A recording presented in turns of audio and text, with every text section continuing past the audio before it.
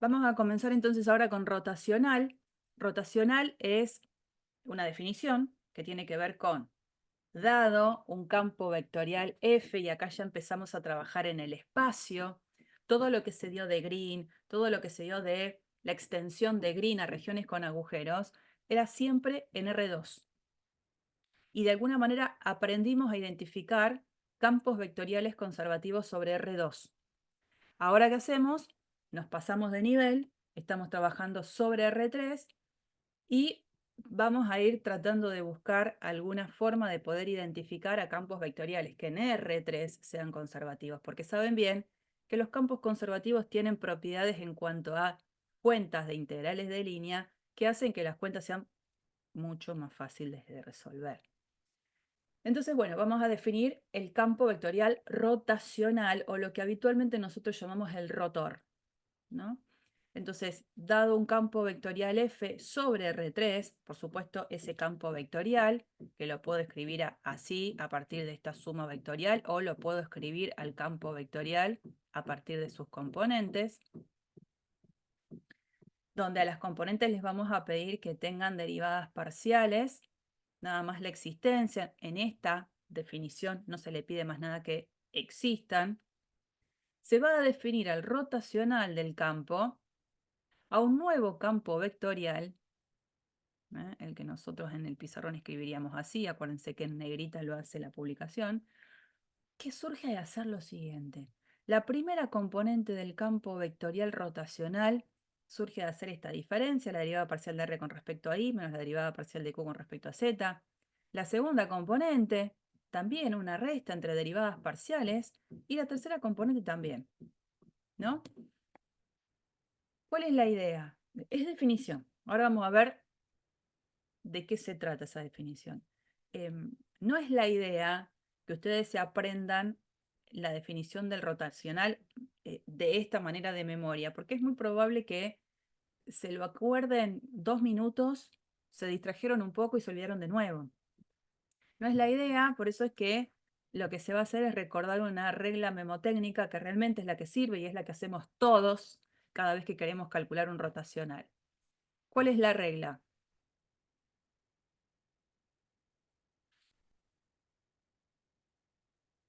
Pensemos en lo siguiente.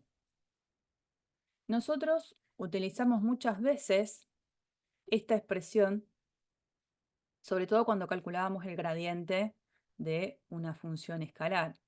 Entonces, a esto se lo suele llamar el operador nabla, ¿no? Es un operador en el sentido de que es una función que va a ser aplicada a funciones. Y el operador nabla, lo voy a escribir a lo mejor así, tiene componentes que son la derivada parcial con respecto a x, la derivada parcial con respecto a y, la derivada parcial con respecto a z. Como que quedan espacios vacíos que se van a completar cuando yo a ese operador lo quiera calcular en alguna función escalar. Entonces, cuando yo quiera calcular el gradiente, que es básicamente eso, de f, lo que voy a hacer es poner la f acá. Eso significa trabajar con un operador que se calcula en funciones.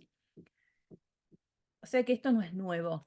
Yo esto lo conocía, el gradiente, y tenía ese gradiente un protagonismo muy importante en la época en la que estábamos trabajando con funciones de varias variables en un inicio, ¿no es cierto? Bueno, ¿cómo es que el gradiente o ese operador nabla viene a auxilio para poder recordar la fórmula del cálculo del rotacional? Lo que vamos a hacer es esto, a proponer ese operador nabla vectorial, el campo vectorial F, que es el que tenemos. Si ustedes recuerdan en álgebra y geometría, cada vez que han tenido que hacer un producto vectorial, la estrategia ¿cuál era?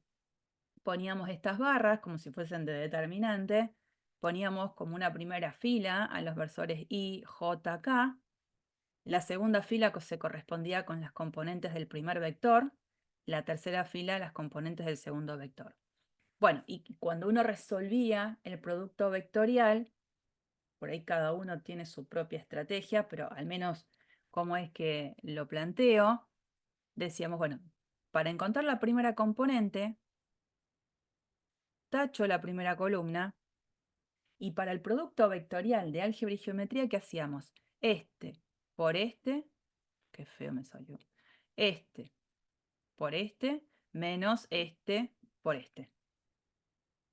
Bueno, acá no vamos a hacer por, sino que vamos a adaptar la fórmula y vamos a decir aplicado a derivada parcial con respecto a i aplicada a r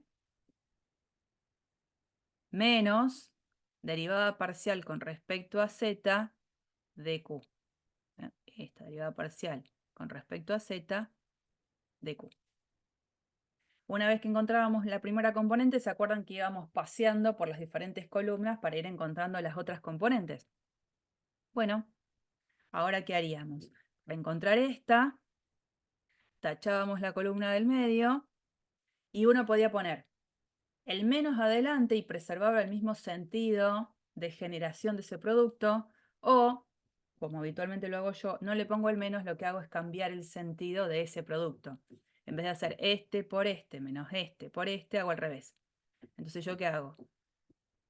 Aplico la derivada parcial con respecto a z a p y le resto la derivada parcial con respecto a x a r. Y ahí aparece el término del medio. Y el último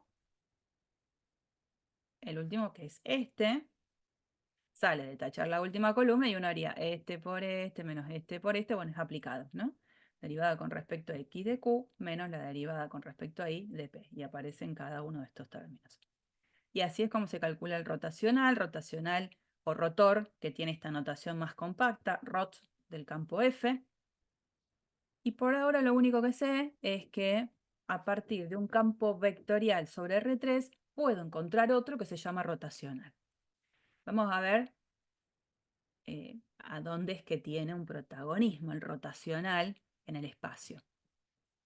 Así que bueno, fórmula para poder encontrar el rotacional, el operador nabla vectorial, el campo vectorial F.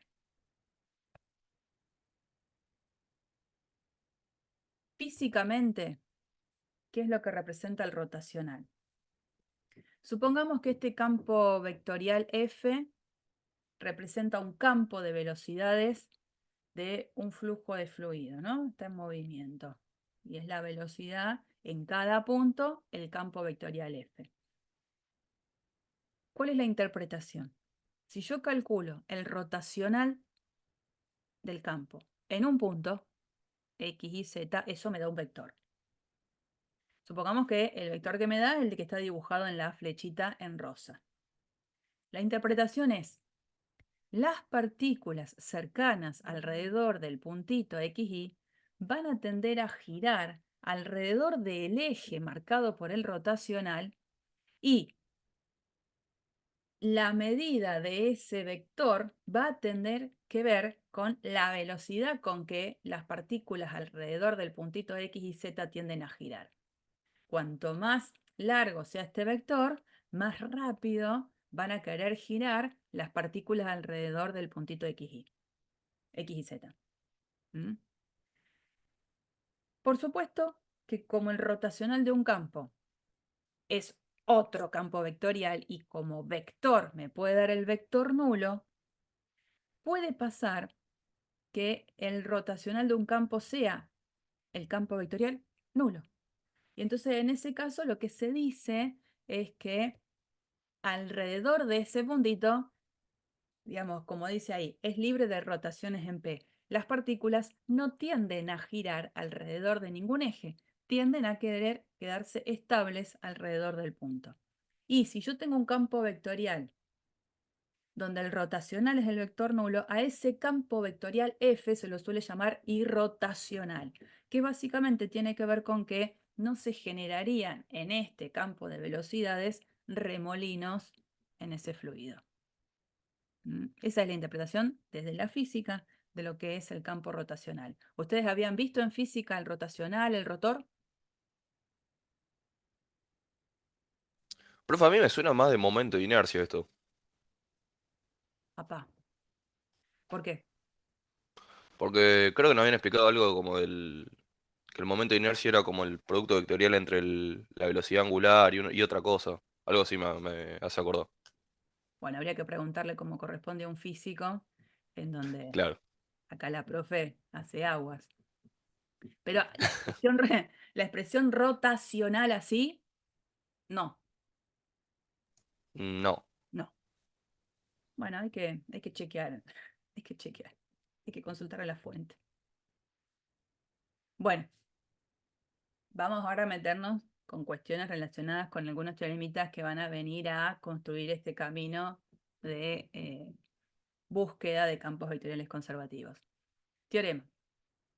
Si f es una función, f, fíjense, f chiquitita, no es un campo vectorial, es una función de 3 variables a la que le vamos a pedir que tenga derivadas parciales continuas de segundo orden. Ya estamos pidiéndole algunas cosas a la función.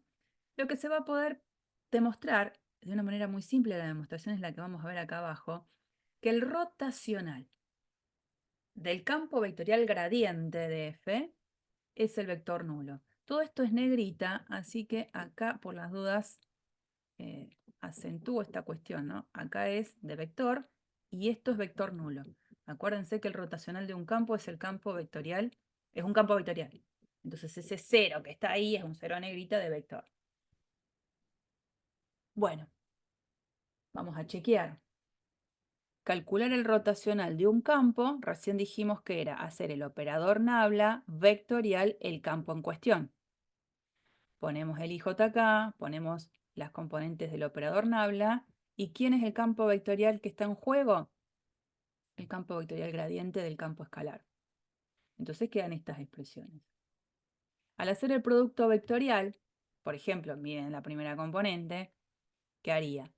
Derivada con respecto a I de quién era la derivada parcial con respecto a z de f, entonces aparece una derivada de segundo orden, menos la derivada con respecto a z de la derivada parcial de f respecto a I, otra derivada de segundo orden. Cuando veo esto, es una resta entre lo que serían derivadas parciales de segundo orden cruzadas. Y ahí aparece el teorema de Clairaut, que lo habíamos visto también hace mucho tiempo atrás, que nos decía que ante una función con derivadas de segundo orden continuas que sean una función con derivadas de segundo orden continuas, las derivadas cruzadas tienen que ser iguales. Y por lo tanto, como son iguales, acá se van a cancelar. Primera componente del rotor, 0. Bueno, va a pasar lo mismo con cada una de las cuentas que yo establezca para calcular las otras componentes, ¿no? Cuando yo quiera calcular esta, ¿qué hago? Tacho, y fíjense que va a quedar la derivada con respecto a z de lo que era la derivada parcial de f respecto a x, menos la derivada parcial con respecto a x de quien ya era la derivada parcial de f respecto a z. Vuelven a quedar estas segundas derivadas parciales cruzadas, que como sabemos por el teorema, las hipótesis que tiene son continuas, son iguales y por lo tanto al restarlas se cancelan. Bueno, en la última componente pasa por supuesto algo similar. En la última componente otra vez me doy cuenta que tacho la última columna, derivada parcial con respecto a y de la derivada parcial de f respecto a x menos derivada parcial con respecto a x de la derivada parcial de f respecto a y, aparecen las derivadas de segundo orden cruzadas, se cancelan y aparecen estos ceros que hacen que el resultado final de todo esto sea el vector nulo. Y entonces pregunto, que un campo porque la idea es que el rotacional se calcula, el rotacional se puede calcular en un campo vectorial. Si acá estoy calculando el rotacional de un campo vectorial, ¿qué es el gradiente de un campo escalar? Un campo vectorial que se puede escribir de esta manera. ¿Cómo se lo llamaba a ese campo vectorial?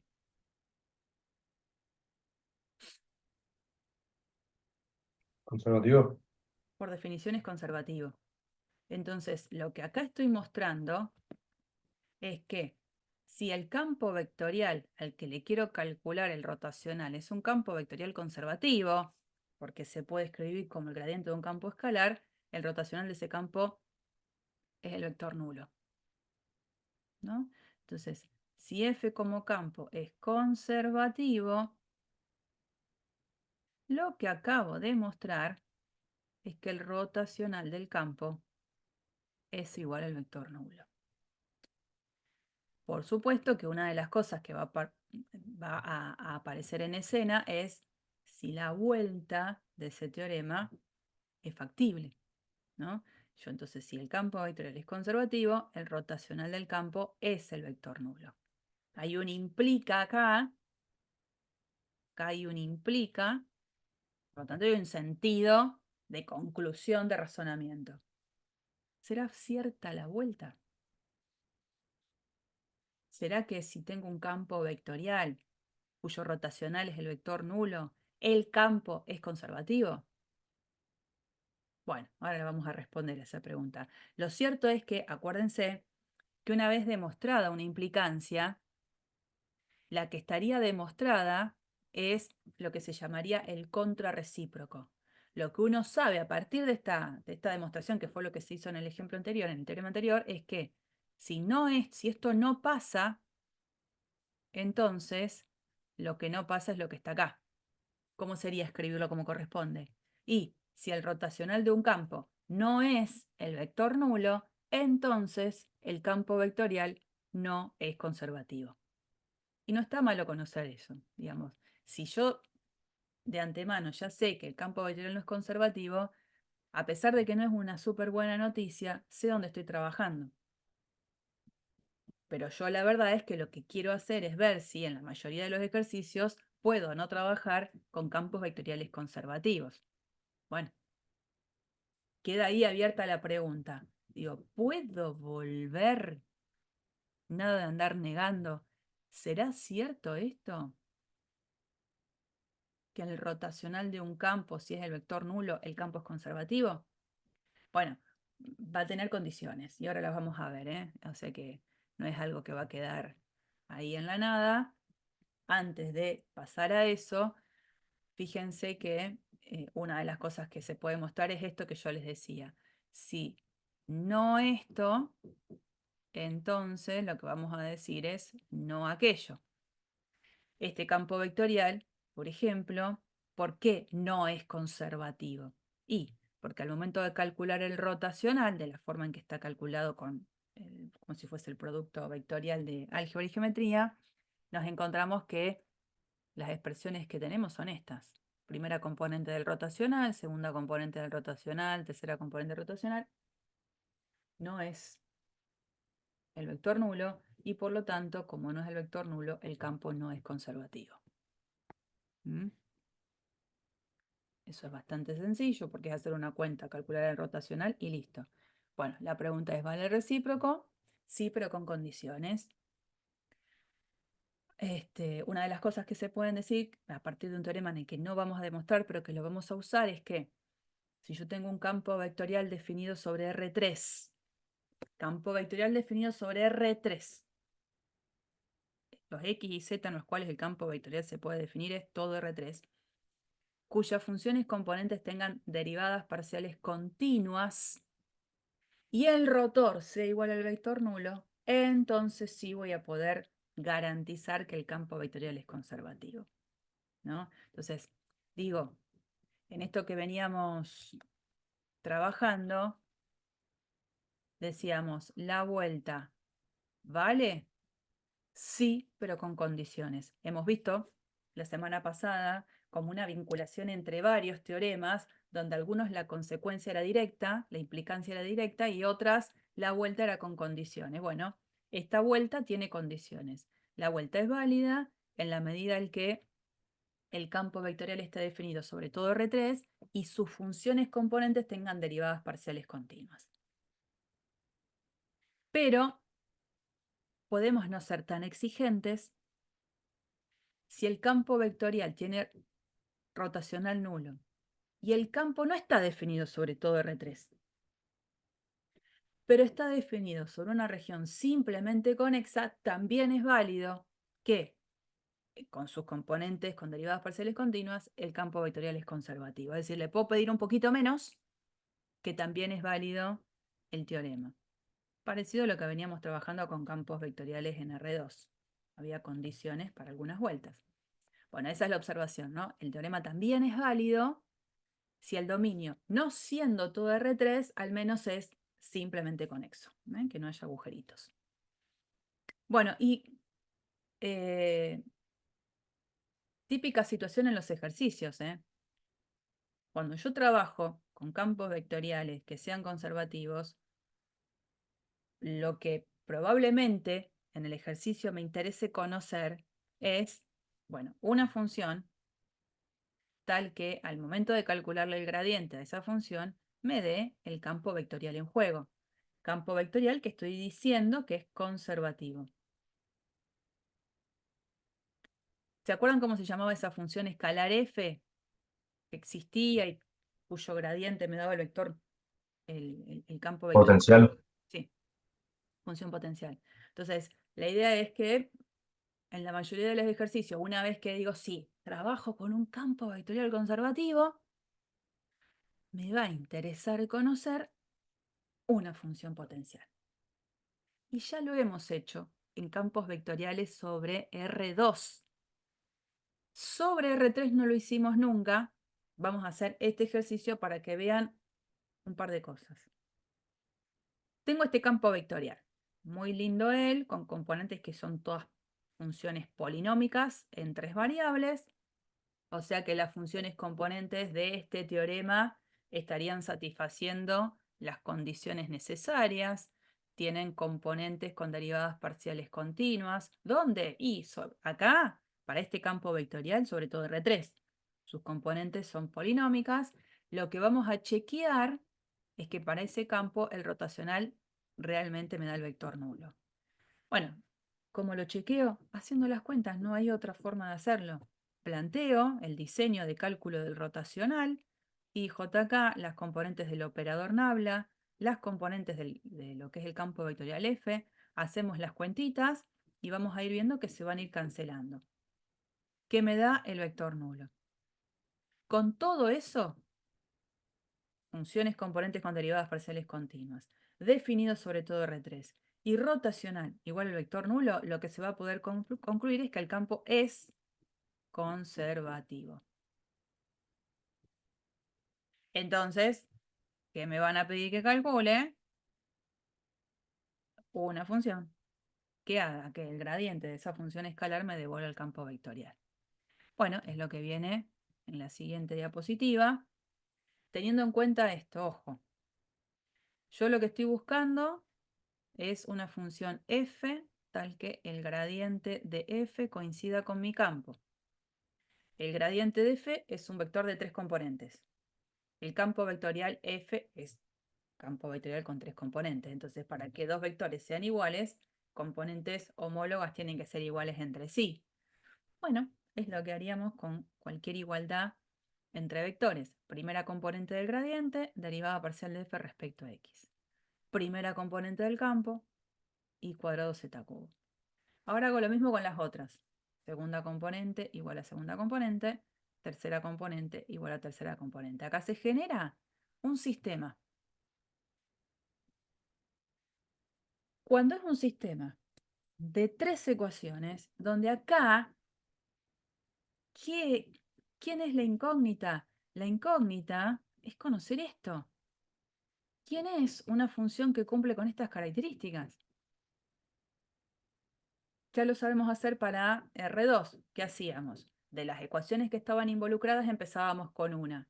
Entonces, por ejemplo, si yo empiezo con la primera ecuación y me están diciendo que hay una función que al derivarla parcialmente con respecto a x, la cuenta que me tiene que dar es esta, ¿qué voy a hacer para tratar de buscar una primera careta de esa función f? ¿Qué hago? Y de íntegro con respecto a X. Exactamente. Bueno, integro con respecto a x, o sea que sí, fíjense que en la expresión que acá tengo para la derivada parcial con respecto a x, la x no aparece. Entonces una propuesta va a ser x por y cuadrado z cubo. Y después acá lo que aparece es el famoso más c, constante arbitraria. Y lo cierto es que cualquier expresión que dependa solo de la y o de la z, para la derivación con respecto a x, eso va a ser una constante. Entonces, en realidad, lo que es una constante cualquiera para mí en el mundo que acabo de hacer una integración parcial con respecto a x, esa constante arbitraria puede ser cualquier función que dependa de y de z, ¿no? Entonces, no es que sume una constante arbitraria c, sino que lo que acompaña es una expresión que puede depender de y de z. Eso es lo que cambia en relación a lo que veníamos haciendo con campos vectoriales sobre R2. Antes poníamos una función que dependía de la variable contraria, digamos, a la que se acababa de integrar. Acá hay dos variables más. Bueno, ¿cómo sigue? Acabo de encontrar una primera faceta de la función, que la tengo que tratar de mejorarle la presentación, porque decir esto acá es como medio incompleto. Porque ahora, ¿qué hago? Le presto atención a las otras dos ecuaciones que no participaron en esta primera conclusión. Entonces, cuando yo ahora trabaje con la segunda ecuación y quiera igualar esto, no lo vuelvo a empezar. Cuando quiera escribir la derivada parcial de f respecto a y, yo ya de f tengo una careta conocida. Entonces, al momento de trabajar con esta igualdad, del lado de la izquierda, lo que voy a hacer es a esta función que acabo de encontrar, la voy a derivar parcialmente con respecto a y. Entonces, cuando a esta expresión la derivo parcialmente con respecto a y, fíjense que acá aparece y cuadrado, o sea que va a aparecer 2y por x por z cubo, que lo acompañaría como si fuese una constante. Y de lo que tengo acá al lado, si yo voy a derivarlo con respecto a y, lo que va a aparecer es una derivada parcial con respecto a y. O sea, esto es lo que yo debo poner en este lugar. Que ahora lo voy a igualar a lo que dice que tiene que estar igualado. Entonces me va a quedar, voy a hacer ese paso que creo que no está acá. Derivada parcial de f respecto a y, dijimos y, según lo que dice acá abajo, 2xy z cubo más derivada parcial de g respecto a y de esta función. ¿A quién tiene que ser igual? A lo que tengo acá en la nubecita. 2xy z cubo. Digo, mirá lo que pasó. Esto se puede cancelar. Y entonces lo que terminó quedando es que la derivada parcial de g respecto a y me dio 0. O sea, una función que depende de dos variables, que al momento de derivarla parcialmente con respecto a una, la derivada de eso es 0. Quiere decir que en la expresión de la ley de la g, la y no apareció nunca. Terminó quedando algo que en realidad solo dependía de z, porque al momento de derivarla con respecto a y, todo eso me dio 0.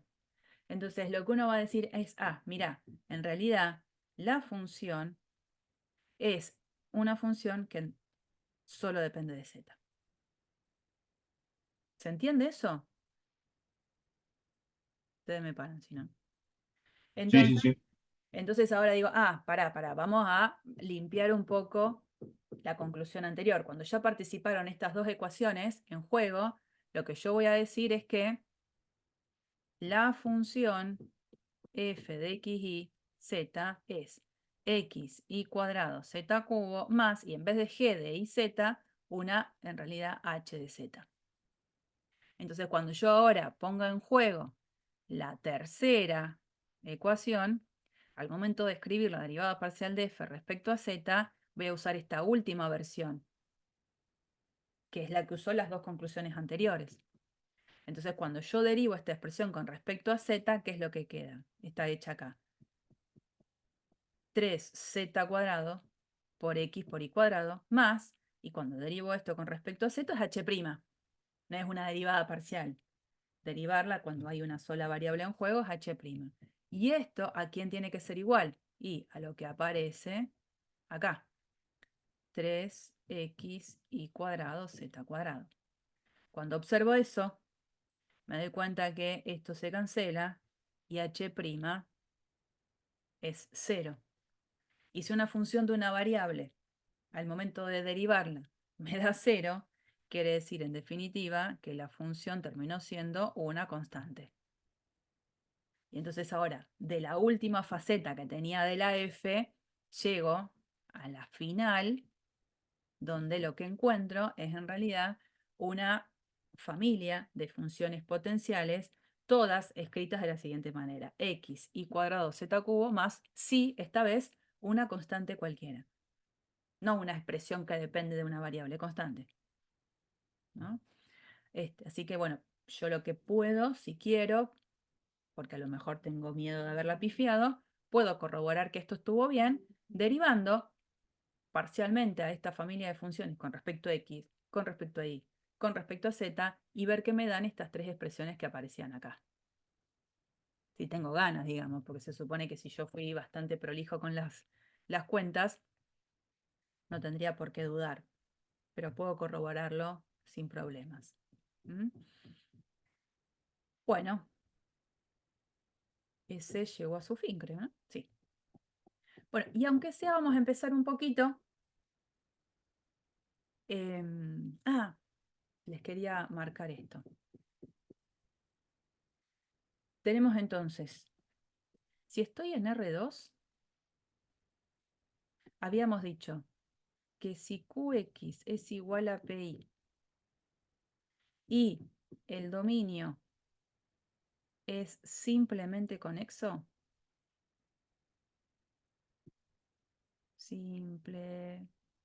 simplemente, es que escribí todo mal, conexo, lo que yo tenía es que, pensando en un campo de componentes P y Q, que el campo es conservativo. Con esas condiciones. La vuelta, no había ninguna condición. Si f es conservativo, obviamente esto se tiene que dar. Y ahora lo que vimos en R3,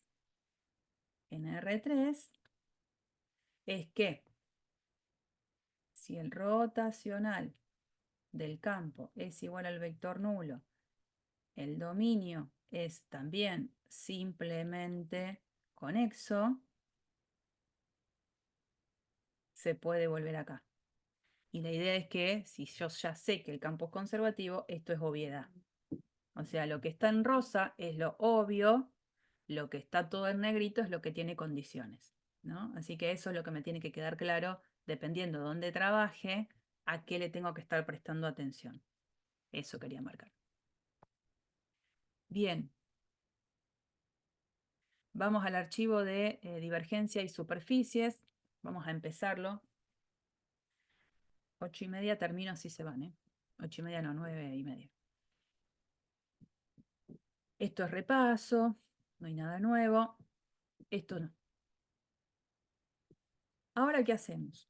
Así como se definió un nuevo campo vectorial al que se lo llamó rotacional, ahora vamos a definir otro campo que va a ser escalar, campo al que se lo va a llamar divergencia.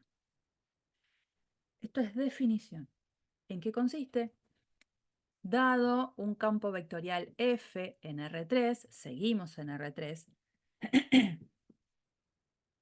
en la medida en la que de las componentes del campo vectorial existan en orden de la primera componente la derivada parcial con respecto a x, de la segunda componente la derivada parcial con respecto a y, y de la tercera componente la derivada parcial con respecto a z, se va a poder definir a divergencia del campo vectorial F como una función escalar que lo que haga es sumar esas tres derivadas parciales. Pero se dan cuenta, es la de la primera componente la derivo con respecto a x, la segunda componente la derivo con respecto a y, la tercera componente la derivo con respecto a z. Sumo, lo que queda es lo que nosotros vamos a definir como campo escalar divergencia. O sea que la divergencia de un campo vectorial me devuelve en todo caso un número, un escalar, ¿no? Ya que presenté al operador nabla Y el operador nabla me sirvió para poder encontrar que el rotacional de un campo lo podía escribir como el operador nabla vectorial, el campo escalar. Bueno, le podría buscar una faceta para que participe en la definición de la divergencia de un campo vectorial. Bueno, la divergencia de un campo vectorial podría ser escrita como el operador nabla escalar el campo vectorial, porque acuérdense que lo que sería esto es derivada con respecto a x, derivada con respecto a y, derivada con respecto a z, escalar las componentes del campo, P, U, R. Y hacer el producto escalar, nosotros lo sabemos hacer de álgebra y geometría, es multiplicar las componentes homólogas y sumar. Bueno, acá lo que tengo que hacer es adaptar eso que no es una multiplicación. Yo qué debería hacer, pensar en esto aplicado a esto, más esto aplicado a esto, más esto aplicado a esto. No es un producto, sino aplicado en. Yo particularmente creo que el mayor jugo le voy a sacar a esta forma de usar al operador nabla. La de abajo yo creo que básicamente es para decir que puede participar también en la escritura de la divergencia, pero creo que esta fórmula sí la recordamos. No hace falta, a lo mejor que tenga que andar disfrazándola como el producto escalar entre el operador nabla y el campo F. Esta es fácil de recordar, el problema era con el rotacional. Bueno, por ejemplo, si yo tengo este campo vectorial, componentes todas polinómicas, me piden calcular la divergencia del campo vectorial, tomo la primera componente, bueno, es lo que está ahí, ¿no? Perdón.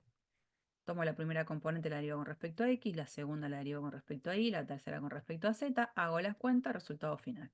O sea, es un campo escalar.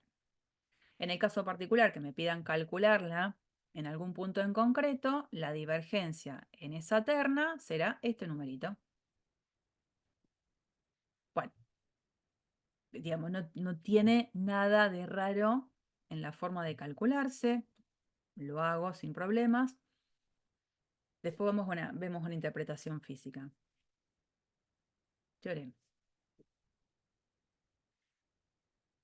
Todos estos teoremitas que tienen demostraciones muy simples son todos teoremas que pueden entrar en un coloquio.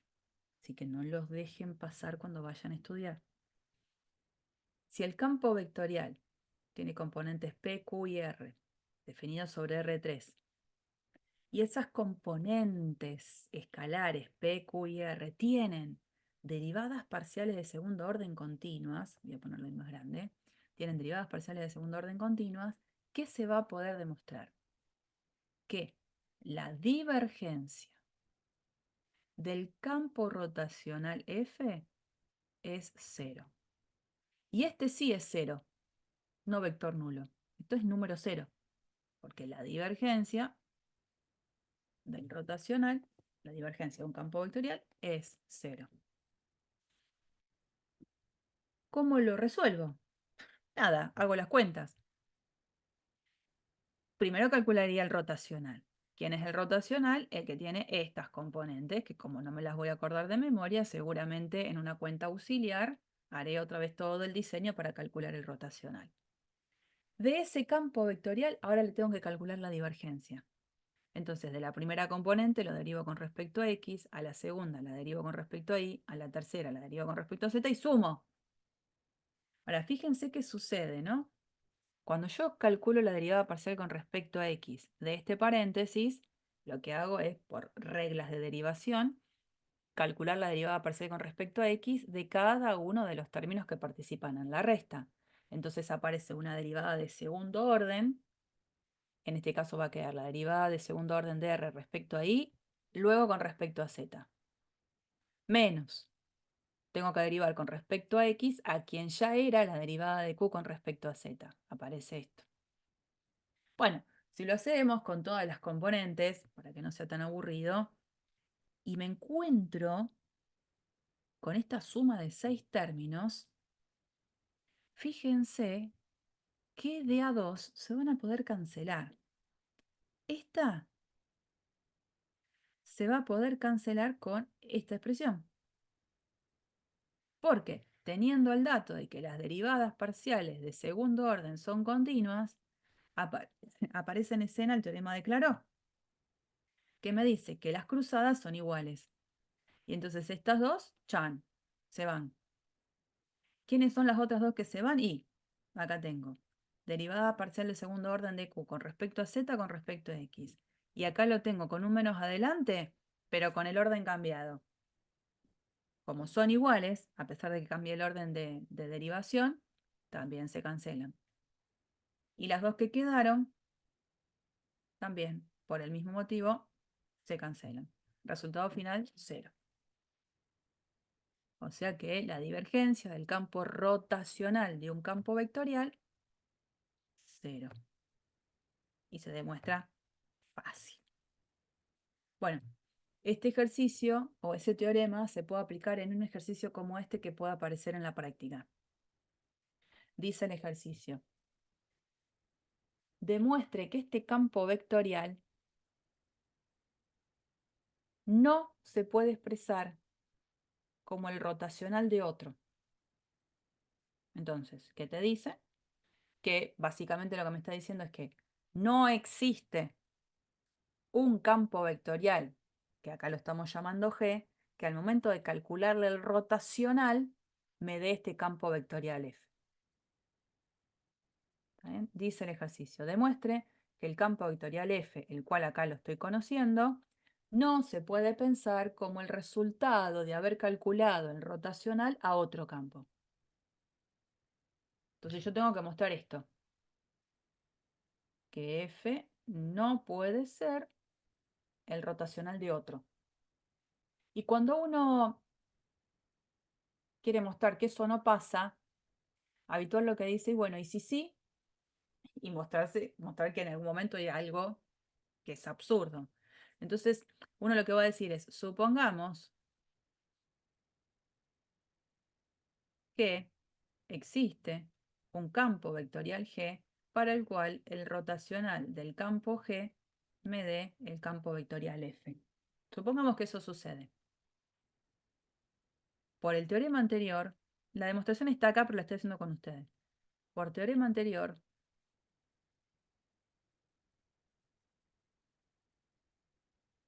la divergencia de el rotacional del campo G me tiene que dar 0, que sería calcular la divergencia del campo F.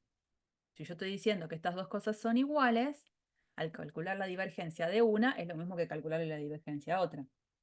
Y esto es lo que debería pasar. La divergencia del rotacional de G me tiene que dar 0. Pero entonces quien me tiene que dar 0 es la divergencia del campo F. ¿Qué pasa? Cuando calculamos la divergencia del campo F, ¿qué nos queda? Y de la primera componente yo tengo que derivarla con respecto a X. Me queda Z. Más.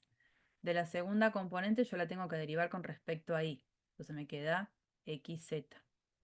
Más a la tercera componente la tengo que derivar con respecto a Z. Como de Z no depende, bueno, le sumo 0. O sea, que la expresión que queda de la divergencia no es 0. Así que uno dice absurdo. ¿Y el absurdo dónde estuvo? De la suposición inicial que generó todo esto. De suponer que existía un campo G cuyo rotacional era el campo vectorial F. ¿Está bien? Esa es una manera de siempre mostrar a partir de un absurdo cuando algo no pasa, ¿no? Entonces, cada vez que quiera mostrar que algo no va a pasar, supongo que sí pasa. Y en el desarrollo lógico de las consecuencias me encuentro con un absurdo. Y ya está. Entonces eso hace que la suposición entablada era la que no era correcta. ¿Mm? ¿Se entiende esto o no?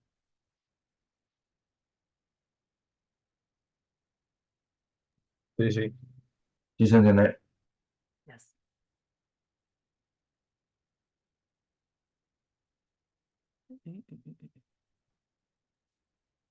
Bueno, ahí va.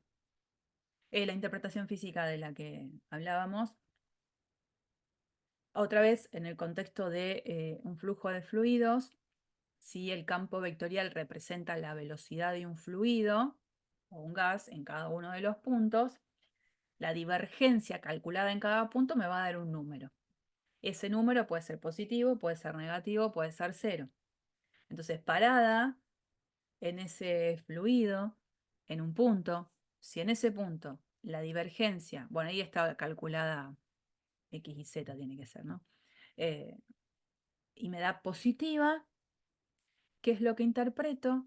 Que ese fluido en cuestión tiende a expandirse, a salirse de ese puntito que tengo ahí. Y a ese punto se lo suele llamar, dado que eso sucede, fuente. Si en ese punto la divergencia es un número negativo, es como que ese fluido o gas está en compresión. Tiende a dirigirse hacia ese punto. A ese punto entonces se lo va a llamar sumidero. Y después puede pasar que la divergencia de un campo vectorial sea el número cero, que sé yo, puede ser, y en el caso de que eso suceda, al campo se lo llama incompresible. ¿Mm?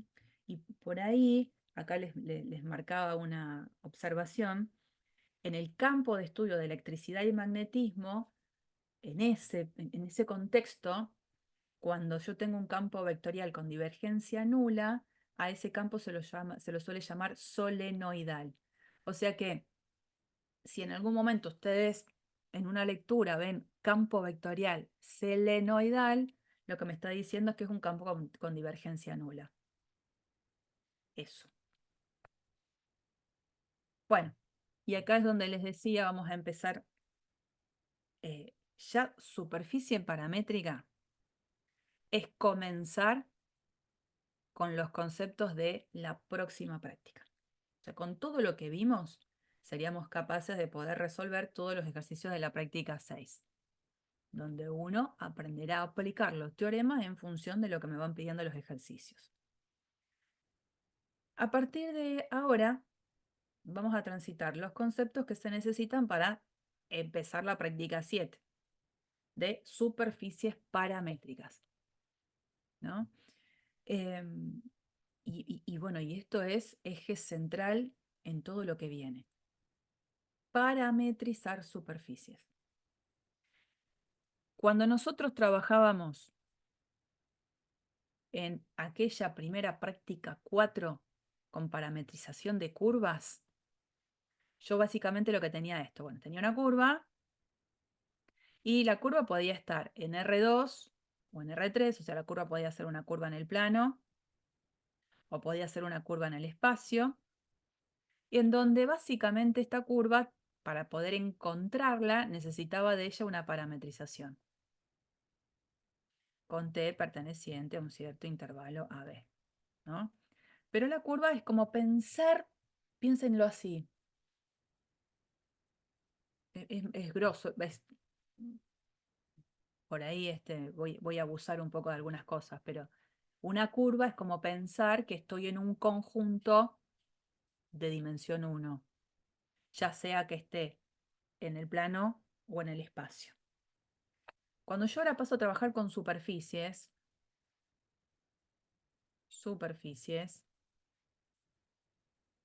ese conjunto ya lo consideraría en este sentido, un conjunto de dimensión 2.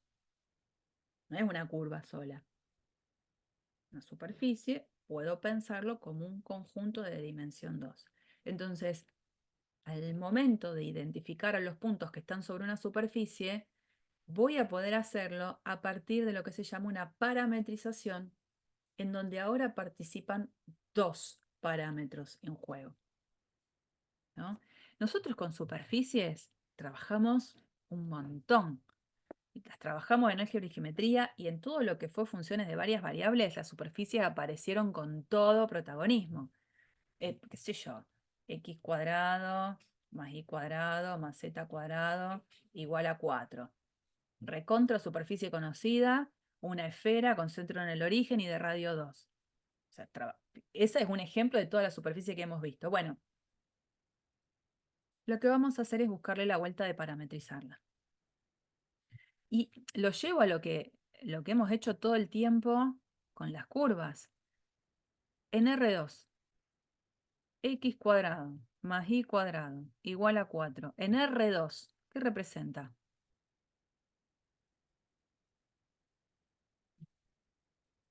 En R2. Una Una circunferencia. circunferencia centrada en el origen de radio 2. Con curvas trabajábamos siempre, pero en aquella práctica 4 le tuvimos que dar la vuelta de tuerca de parametrizar la curva. Entonces, fuimos aprendiendo, por ejemplo, que una posible parametrización fue esta: 2 coseno de t, 2 seno de t, con t perteneciente al intervalo 0,2pi. Porque al tenerla parametrizada, se pudo calcular, por ejemplo, la longitud de la curva. Por ejemplo. Bueno, acá va a pasar lo mismo. Yo tengo manera de identificar la superficie, todo el mundo la conoce, pero lo que vamos a necesitar ahora es escribir a los puntos que están participando sobre esa superficie, los vamos a tener que escribir a partir de una parametrización, que tienen dos parámetros en juego. Porque cuando la puedo escribir de esa manera, voy a poder desarrollar después toda la parte conceptual de, así como acá me interesaba la longitud de la curva, en este contexto me va a interesar de esa superficie calcularle el área de toda esta superficie. Pero para poder hacerlo, necesito buscar una parametrización. Y en este contexto, en la presentación general, habitualmente se suele usar como parámetros U y B. Así como antes para las funciones que parametrizaban una curva se solía usar el parámetro t, en parametrización de superficie, al menos en la presentación inicial, se suele usar los parámetros U y B. Entonces, bueno, vamos con eso. Por supuesto, la idea es, voy a tener ahora no una R raya de t, sino una R raya de V, donde voy a tener a la X, a la Y y a la Z escritas en función del parámetro. Lo mismo que antes era R de t igual a X de t por Y más Y de t por J más Z de t por K en el momento que trabajábamos con curvas. Bueno, ahora es muy parecido, pero dependen de dos parámetros. Y en este contexto, recordarán que decíamos X igual a X de t, Y igual a Y de t, Z igual a Z de t. Estas eran lo que se llamaban las ecuaciones paramétricas de la curva C. Bueno, en este contexto, la idea es, lo voy a escribir en el mismo estilo: X igual a X de V, Y igual a Y de V, Z igual a Z de V, ¿quiénes van a ser? Lo que serían las ecuaciones paramétricas de la superficie S. O sea, intento que se vea que hay un paralelismo entre lo hecho con curvas, ahora hecho para superficies. Dado eso, esperen que borro todo. Vamos a ver este ejemplo nada más. Los otros, bueno, podemos ver dos. No, no es tan tarde todavía. ¿A qué hora tienen que entrar a la facu? A las 10:30, Me están me parece. dibujando la hora. No, no, no, no. ¿A qué hora? Estamos buscando el horario. No, Gabriel, cuando terminaba esta, todos 10 y los media. viernes estás en ese horario. ¿A qué hora entran? No, no me voy a expandir tanto. No sean. No, pero cuando No, igual en termina serio, creo que 10 y en media, el ¿no? horario, esto termina a 10:30 Claro. y Y el otro arrancan empieza a con la. 10:30 también. Está bien. Bueno, vamos a ver este ejemplo. ¿Y el otro cuál es? Y bueno, esos dos. Y los dejo. Dos ejemplitos. Porque ahora necesito tener en la cabeza ejemplos de parametrizaciones de superficie para que se me empiecen a despertar las ideas para los ejercicios. Entonces vamos a ver distintos ejemplos que me ayudan a tener capital de conocimiento para poder abarcar otros ejemplos parecidos. Primera situación. Supongamos que tenemos este cono que tengo una ecuación bárbara en coordenadas cartesianas que lo describe, z igual a la raíz de x cuadrado más y cuadrado con z entre 0 y 1. Yo digo, la verdad, esta superficie la recontra tengo identificada, la dibujo acá, qué lindo, pero necesito encontrar una parametrización.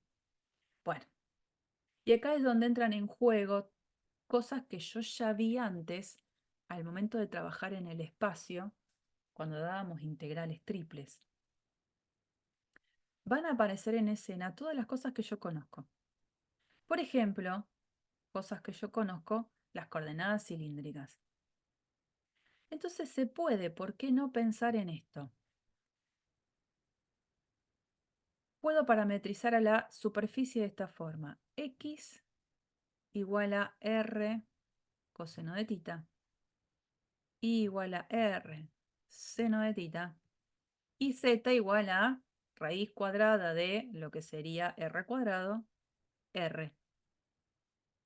Fíjense, a medida que, como Z va entre 0 y 1, lo que acá pretende hacer en el dibujo es, supongamos que yo me paro en un plano constante de la forma Z igual a R.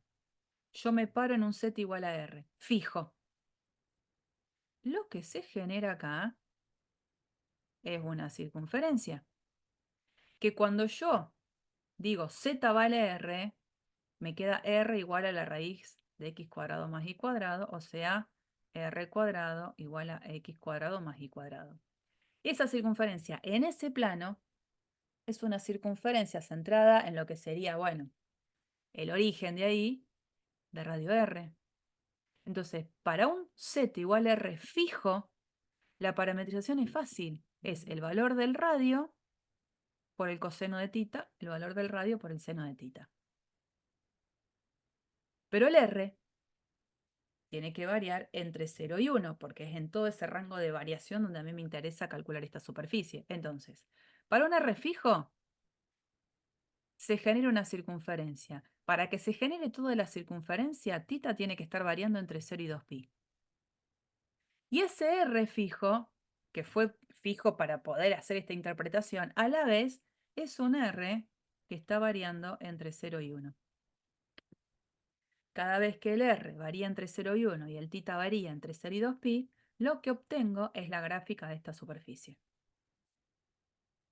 Y ahí aparecen las expresiones que son las paramétricas, solo que las variables que se usaron para parametrizar no son el U y el B que se presentaron de manera general, en este caso van a ser los parámetros R y tita.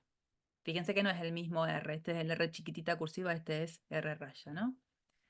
Esto sería lo que yo llamaría X de R tita, esto Y de R tita, y esto sería Z de R tita. Una de las cosas que sí les puedo mostrar, que eso vale la pena en este contexto, es esto. Antes de pasar a eso, GeoGebra. Con GeoGebra se pueden graficar superficies parametrizadas, gráfico 3D. Si yo pongo acá superficie, ahí hay tres quedó como muy chiquita la letra, a ver si esto les va a venir muy bien, ¿eh? Voy a poner un tamaño de letra más grande para que puedan verlo mejor ustedes. Si yo pongo acá superficie, empieza superficie, me tengo que ir de las tres opciones a la última, donde dice expresión, expresión, expresión, parámetro 1, entre qué y qué valores va, parámetro 2, entre qué y qué valores va. Entonces, si yo pongo expresión, lo que recién decíamos, R coseno le voy a poner de t para no poner tita y que me complique la escritura. R seno de t. Y acá poníamos R. Nuestro primer parámetro es R, que va desde 0 a 1. No importa quién sea el primero, 1. Y el otro parámetro es t, que va desde 0 hasta 2pi.